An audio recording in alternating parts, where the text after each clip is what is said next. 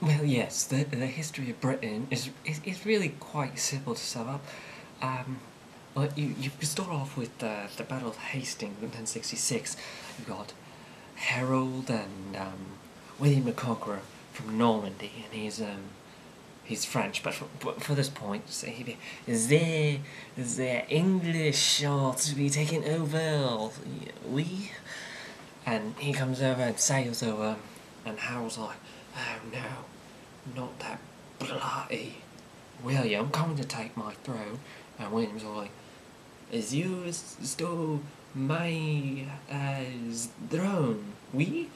And, um, and Harold says, you are making things up, mate. And yeah, and William just sat here going, no, I make nothing up. What make anything up? No, no, no. Pedestrian, that's gotta go, no. And I was like, oh, come over here to my body country and we can fight out and we'll see who really wins. And needless to say, it's the defining battle. You know, the Battle of Hastings, you know, when he comes over, builds like 2 castles or something, big old castles, huge skyscrapers, and just says, okay, Errol, time to fight, we'll go meet you in the Battle of Hastings and we can duke it out. And they duke it out pretty nicely. Pretty much what happens, it goes, oh, come and get me, you bloody William the Conqueror. And William's like, let's shot, and they come, they end up surrounding Harold or something, and I can't remember exactly the strategy they used, of course, because that's kind of trivial, but and then they just, but needless to say, it was important because William the Conqueror ends up coming, taking Harold, chopping him up into little tiny pieces, and leaving him there. And that's the definitive battle, I think, of British history. That's really when Britain started. You had the Anglo-Saxons, sure, but not until the French came did anything really happen. Okay, yes, I forgot the Doomsday Book, but that's okay. Well, no one's really paying attention anyway, right? But yeah, you had the Doomsday Book. Well, William the Conqueror had the Doomsday Book, and he was like, oh, the Doomsday Book. There are crazy, I want to say Doomsday Book for all the bloody taxes.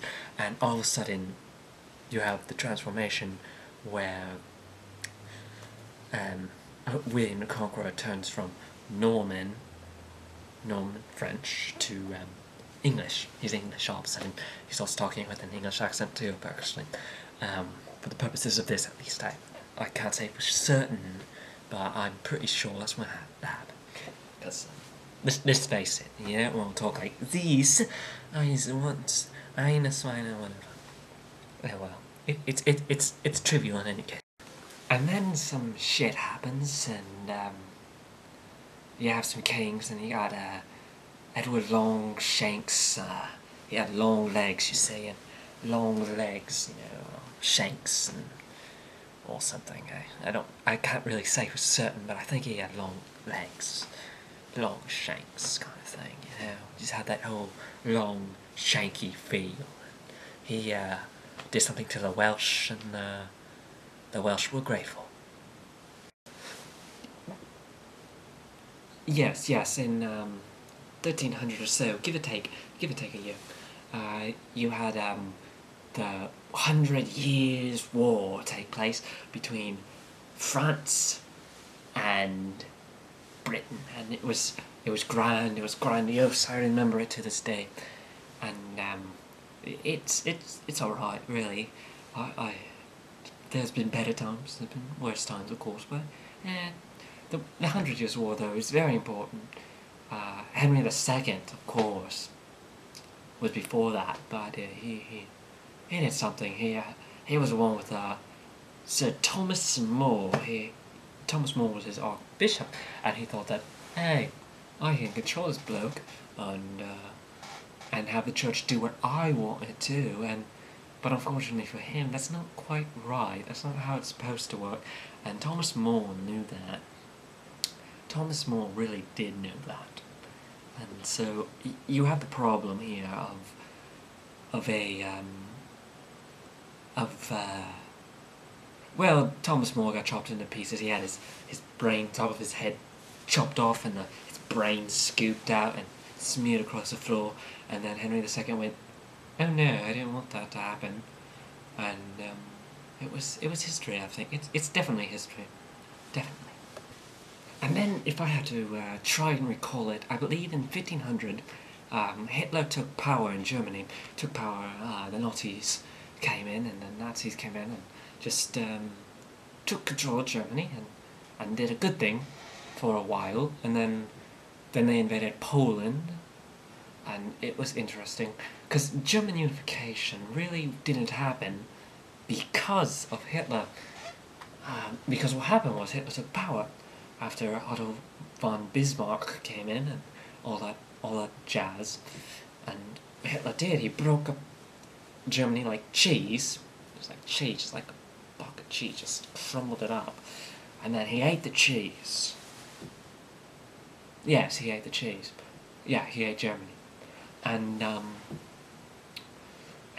it took about a decade before he could have another bowel movement, and he had a bowel movement, and he was so angry about it because it didn't turn out quite like how he wanted it to. Of course, there was a lot of bleeding and all that nasty stuff, and so he invaded Poland, and Poland got invaded, and he brought all Germany back together in pieces.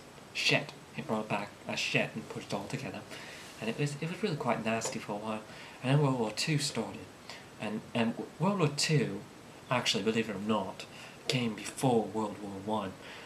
They're commonly misplaced, of course, because no one expects, personally, World War II to come before World War One, because they're numbered. But really what we were doing is we were doing something like, we were counting backwards, because when we get to World War Zero, that's when we should have that problem.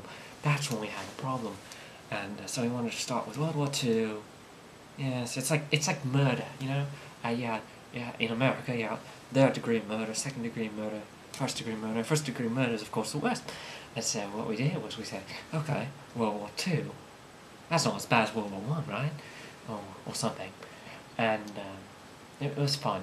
World War Two, that was the one with the witch trials and all the Jews being burned across the Holocaust. Horrible. Not even to be joked about. Horrible. Okay, it's not even funny, really. And so while Hitler was making all of these Jew pies, he decided, I'm gonna slow it down a bit, and he decided to invade England. And that's okay and all until you invade England, because we've got secret weapons. We've got the lasers, the sword, guns, we've got everything.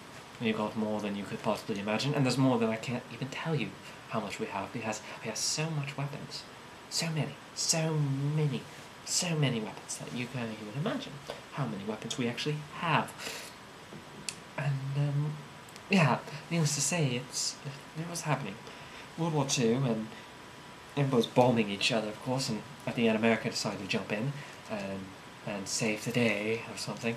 And America jumped in and said, okay, well, now we're going to blow up a Japanese place, and that's okay, no one liked the Japanese, so go ahead, blow them up. And so Truman said, okay, let's go blow them up, because of course Roosevelt had already died because he was old and he was a dictator, and dictators normally die, like Hitler. Hitler died. And they came and they went, and blew up, killed all the Japanese, but no one really cared about the Japanese because all the Jews were dying, and for some reason more people cared about Jews than they cared about Japanese, and so we were caring more about the Jews because there were more of them, and the Japanese, they were kind of attacking us anyway, right? So we want them to be blown out, even though they were really kind of just attacking the Americans. No one really cared what the Japanese did, as long as it only involved the Americans. It's complicated, really. You had the 10 different fronts in World War II. You had the southern front, you had the southeastern front, you had the bathroom front, you had the European front, you had the Russian front, you had the Japanese front, you had the American front, you had the Chicago front, you had the London front, you had the Antarctic front or whatever. And yeah, needless to say, World War II was nasty. It was really a nasty